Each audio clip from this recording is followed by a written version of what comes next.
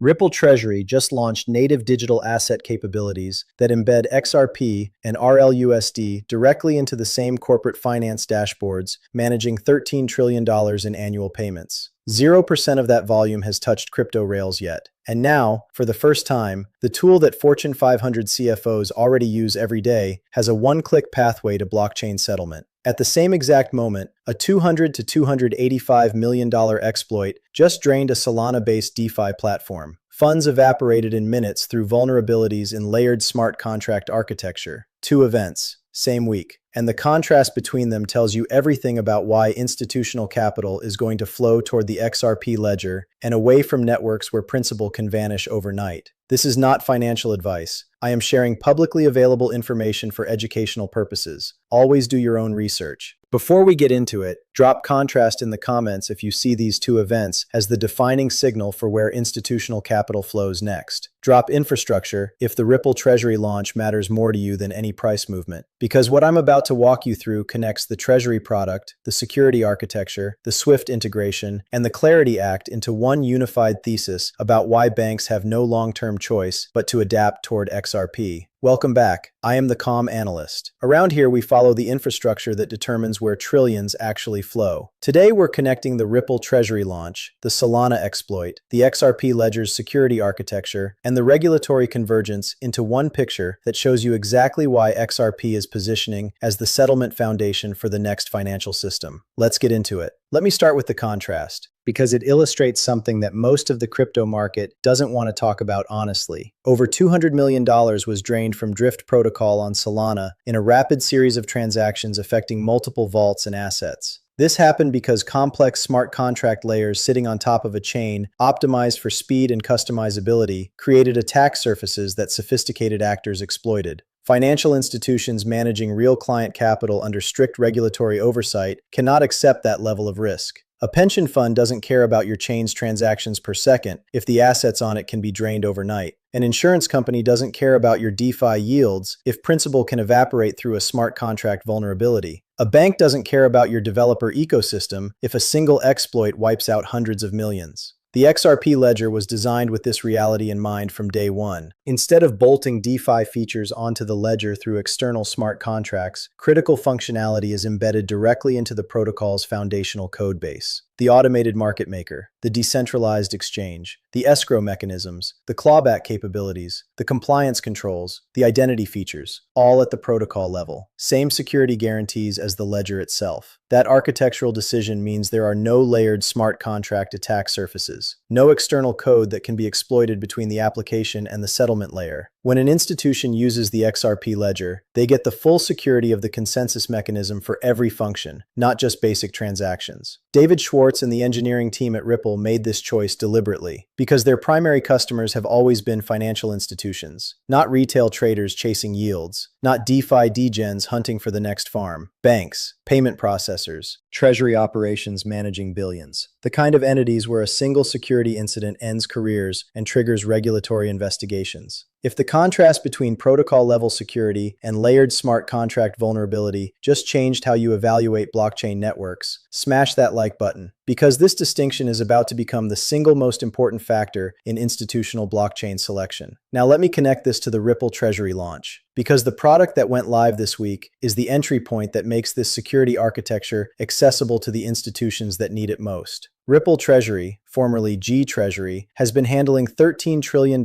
in annual payments for corporate clients. American Airlines, Goodyear, Haynes, Fortune 500 companies, small and medium enterprises, all using the same platform for cash visibility, liquidity management, reconciliation, and payments. This week, native digital asset capabilities were added. For the first time, corporate treasurers and CFOs can manage traditional fiat cash alongside XRP and RLUSD in a single unified dashboard. No separate wallets, no custody juggling, no manual reconciliation between fiat and digital positions. Digital assets behave exactly like cash within the platform. The platform is SWIFT certified through the partner program, compatible with Alliance Lite 2 for SWIFT messaging, integrated with IBAN lookups and reference data. The corporate user sends payment instructions through standard SWIFT channels and receives standard SWIFT confirmations. Nothing changes in their workflow. What changes is the settlement layer underneath. When Ripple Treasury determines that blockchain settlement provides the best rate and fastest execution, it routes the payment through the XRP Ledger. XRP or RLUSD handles the settlement. The treasurer sees a standard confirmation. They never had to think about crypto. They never had to evaluate blockchain security. They never had to worry about smart contract exploits. Because the settlement happened on a ledger with protocol-level security, not application-layer risk. That is how institutional adoption works. Not by asking CFOs to become crypto experts, by giving them better outcomes through infrastructure they don't need to understand. Comment below. Do you think most corporate treasurers will even know they're using XRP when Ripple Treasury routes their settlements through the ledger? Type invisible if you think XRP becomes invisible infrastructure. Type aware if you think they'll actively choose it, because the answer determines how adoption scales. Now let me address David Schwartz's response to the institutional hesitation question, because this is the concern that's been hanging over the XRP thesis, and he addressed it directly. Some institutions have questioned whether Ripple's own substantial XRP holdings, roughly $38 billion in escrow and spendable wallets, create a conflict of interest. If XRP's price rises significantly, Ripple benefits enormously. Does that make institutions hesitant to use infrastructure that enriches the company behind it?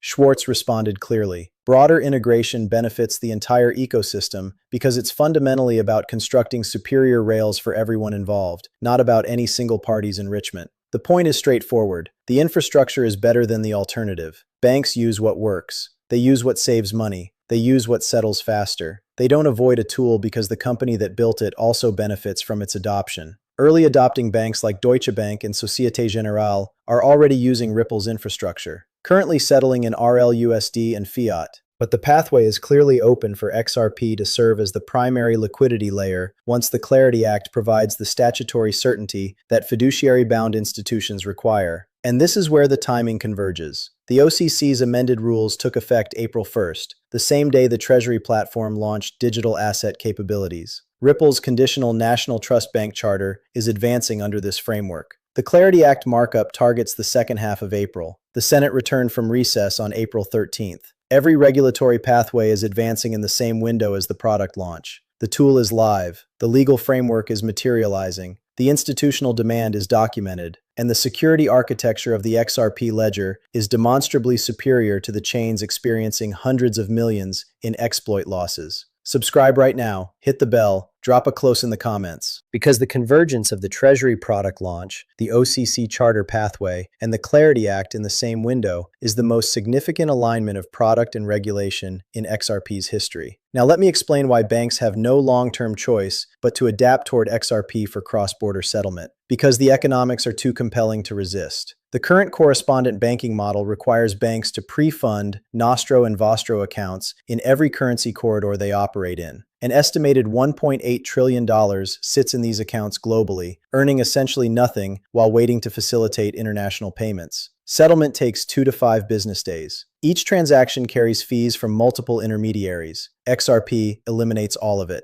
Convert source currency to XRP. Settle in 4 seconds on the ledger. Convert to destination currency. No pre-funded accounts. No idle capital. Fractions of a cent per transaction. And the security of the underlying ledger is built into the protocol, not bolted on through external applications. The analogy is the early internet and retail. Established retail giants initially resisted online commerce because physical catalogs and in-store models were familiar. But the efficiencies that digital infrastructure introduced, global reach at unprecedented speed, dramatically lower distribution costs, real-time information, made adaptation unavoidable. Those who adapted thrived. Those who resisted became case studies in failure. The same dynamic is playing out in payments infrastructure. SWIFT continues rolling out enhanced frameworks. Over 50 banks across numerous corridors, 30 already linked to Ripple's network. Institutions like BNY Mellon publicly describing tokenization as central to unlocking value. Partnerships with Ripple for custody and compliance. The direction is clear. XRP acts as the key differentiator, the native asset capable of providing neutral, on-demand liquidity without forcing banks to maintain the massive trapped capital reserves required by legacy correspondent systems. Not a competitor at the visible application level, the settlement foundation that supports everything else. And with each successful settlement reinforcing trust and encouraging wider participation, the adoption compounds. The 30 SWIFT framework, banks already connected to Ripple don't need to make a new decision, they need to flip a switch. And the Ripple Treasury product just gave them the switch.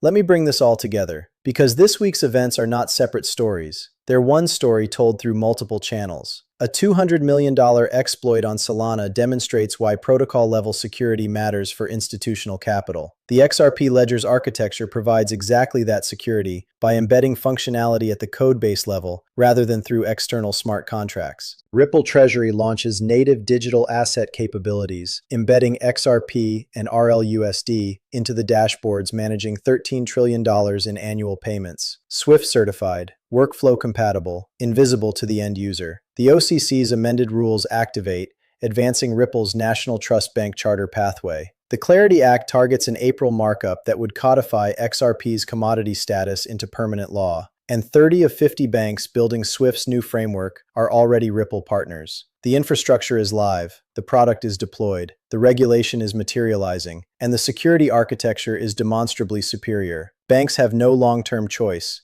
The economics are too compelling, the security is provably better, the product is already in their workflows, and the regulatory framework is weeks from completion. The only question remaining is velocity. How fast does the migration happen once the Clarity Act removes the last barrier? And the answer, based on everything we've tracked, the $315 billion in stablecoin dry powder, the 25% of institutions planning to add XRP, the SWIFT certification, the 13,000 connected banks, the $13 trillion in annual volume. The answer is faster than anyone watching the price chart expects. Price is a distraction. Value is the reality. Structure is what matters. And the structure that went live this week, a $13 trillion treasury platform with native XRP capabilities, SWIFT certified, protocol-level security, advancing toward a federal banking charter, is the most operationally significant development in XRP's 14-year history. In a market fueled by emotion and noise, we thrive on data and composure. Remember, haste leads to loss, while calm analysis leads to victory. Comment, calm analyst below. Let me see who stayed for the complete picture. The security contrast, the treasury launch, the regulatory convergence, and the inevitability of bank adaptation. And share this with someone who's still evaluating which blockchain network to build conviction in. This week's events give them the answer. Like, subscribe, notifications on. I'll see you in the next one. Stay patient, stay rational, and as we always do, we don't wait for the future, we plan for it. Peace.